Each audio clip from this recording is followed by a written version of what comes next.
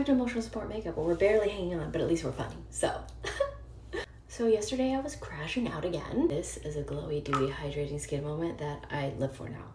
Oh no, I forgot a step. Dang it. Wow, me messing up. What's new?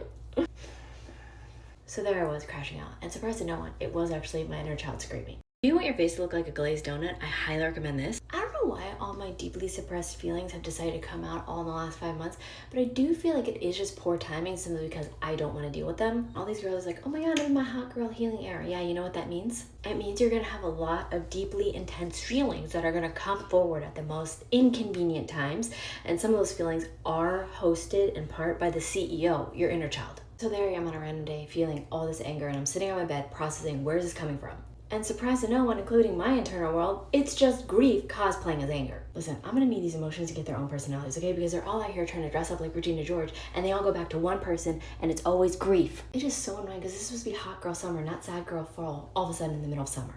It's really hard to feel like that girl when your emotions literally have a vendetta against you, and there's like an internal seance going on all the time. Like, I don't even know who's speaking right now. I need some kind of like emotional Ouija board just so I can hear the voice. It's me, it's the sad part of your childhood. Great, awesome, love that you're back. So there I am with my inner child while she's screaming because there's a lot of feelings that she didn't process when she was younger. And now I get the amazing job of not only loving myself, but also loving her. Raising myself all over again while I'm raising 2 other people and also raising my adult self is a lot of raising. Part of the reason I crash out a lot is because I am currently processing the grief of a life that I could have had things been different, but also really enjoying the life I have right now. And so there's just duality that I am like sitting in while feeling lots of feelings that don't make sense for the moment, and it is just amazing. Sitting right beside my anger is also the shame I feel for actually feeling anger, because anger was always represented as a super bad emotion. Like, you don't feel angry. If you're angry, that means you're doing something wrong. It's like I have a really chaotic girl squad inside of me. They want to start a band and they're going to do it inside my garage, which is just my brain. None of them have ever played an instrument before, but they're all just taking up whatever one is the loudest, and they're fighting over the microphone, and oftentimes it's just screaming. They only start practicing around 1 a.m. right when I'm about to fall asleep, and their favorite practice warm-up song is Am I Even a Good Person? If you want your eyeshadow to last through crash out, you're gonna get Urban Decay Potion Primer eyeshadow. That's not actually a name, but it should be. But caution, it is flammable, so no flames near the eyelids. So yesterday, instead of this band starting at 1 a.m., it started at 12 something p.m. and I'm sitting in the bed, everyone's screaming, everyone is there, and they're fighting over the fact that I had an experience that reminded me what it felt like to be a little kid with no say. I really do wish that I'd learned that anger is just grief cosplaying a lot sooner, because I feel like my anger has gotten so shamed by the other girls in the squad, when in actuality, that anger is there telling me something and teaching me something. Processing all this stuff is hard, okay? But makeup is healing, because I just got this Makeup by Mario Ethereal Moonlight palette. When I tell you these 3 shimmer shades, they have healed something in my soul. I think anger gets such a bad rap because a lot of people don't control themselves when they have anger, and in that case, we do really need some self-control. For me, I'm sitting on my bed trying to process my feelings, and I feel so much anger and frustration, and I can't pinpoint where it's coming from, and surprise, it's coming from my childhood bedroom. There were a lot of moments in my childhood that were rushed, and I was adultified way too young. I started college when I was 14, and although it sounds cool and super smart, 14-year-olds need to be picking out stickers, not trying to have debates with grown men in classrooms.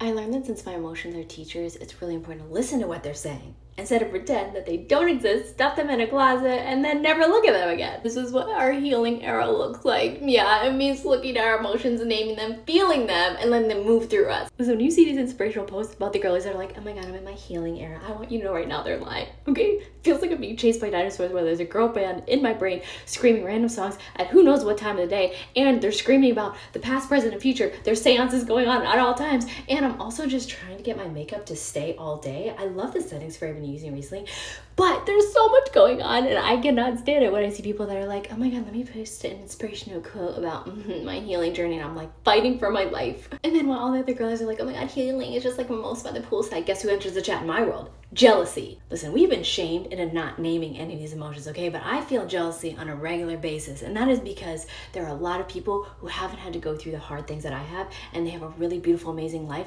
and I'm over here fatigued, crying, crashing out on beds. They're just like, oh my god, I don't even know who childhood trauma is. I literally have never struggled in my life. And I'm like, say that one more time. I am wrestling demons, and they're wrestling on their Tiffany's bracelets and complaining because there's one diamond that maybe looks a little bit less sparkly than the others. So I may or may not have been crashing on about that this weekend as well. I am so grateful for my life and my journey and my brain and all this amazing community support I have. But I am very aware that there are things in my life that I've had to survive that a lot of people have never even come across. And sometimes I want that story. And I get jealous because I don't have that story. I didn't have it easy. I didn't have to like skip through life and go like, oh my God, I actually got the pictures worthy life and did nothing for it.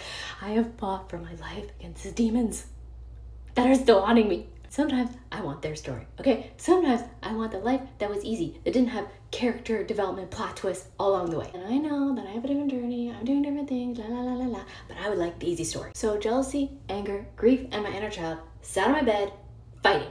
And this is why I do extra things, like wearing shimmery glitter on my face on a random day, because you know what, life's hard. Why not put glitter on your eyelids? So I had a little powwow with them. I let them all express their feelings in a healthy way. I processed it all, talked to my husband, and acknowledged the fact that all these feelings are teaching me something, and accepting what's going on in my life is part of my process. Part of my healing is to name the feelings, let them be there, and not shame myself for them. And that does not mean I'm gonna be happy that they're there. I've learned it's just as important to acknowledge the growth as well as the feelings and what they're feeling.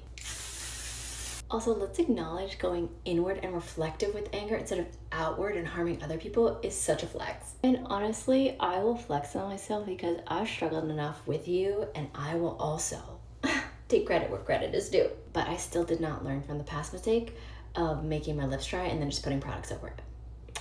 I just got so excited about the lip part that I forget that I need to do the prep part. And if that's not a message, I don't know what is. I have always been really self-controlled with my feelings. Sometimes too much, which is called over-controlled, where you suppress everything you're feeling. You always put on a happy face because you're such a people pleaser, oh my God.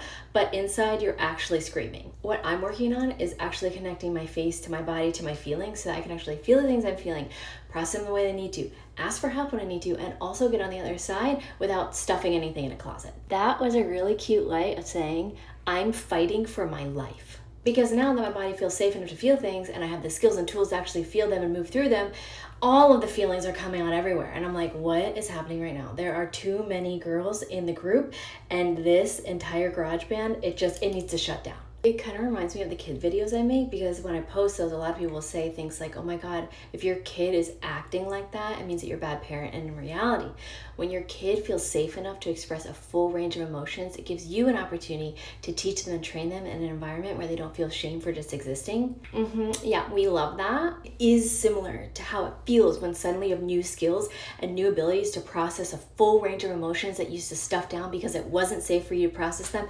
And now that it is safe and you do have capacity to go through it, your brain suddenly goes, oh my God, let me introduce you to the emotions that you used to stuff in the closet, under the beds, in the drawers, literally anywhere that there was space that you didn't have to look at them. And that, my friends, is what the hot girl healing era is actually. Recognizing that does help me feel empathetic for people that have a lot of suppressed trauma and they don't know what to do with it, but it also makes me feel frustrated because I have been harmed by those people. And the people that simply choose to not deal with their emotions ever, or get help, or get any amount of growing in their capacity to deal with things, and instead just perpetually harm other people, I am quite a bit frustrated with that, just simply because I have to go to therapy for people that refuse to go. And of course, I had hair on my lip gloss. One of the most frustrating things of going through this healing journey is that there are a lot of people that refuse to acknowledge the parts of themselves that have harmed other people. And that means people like me have to do the mental gymnastics of going to therapy and processing it wasn't actually me that caused somebody to act like that. It was the understanding that their own trauma did inform their decisions. And I do feel like if everybody just took responsibility for their own selves, or went to a therapist or somebody that they love in their life and say, genuinely be honest with me about the things in my life that I need to change, I feel like we'd all be in a better place. It's kind of like if you have bad breath, you won't be able to smell it, but somebody nearby you might be. So I feel like it's one of those things where you can ask open questions, where you are willing to hear where you're at fault.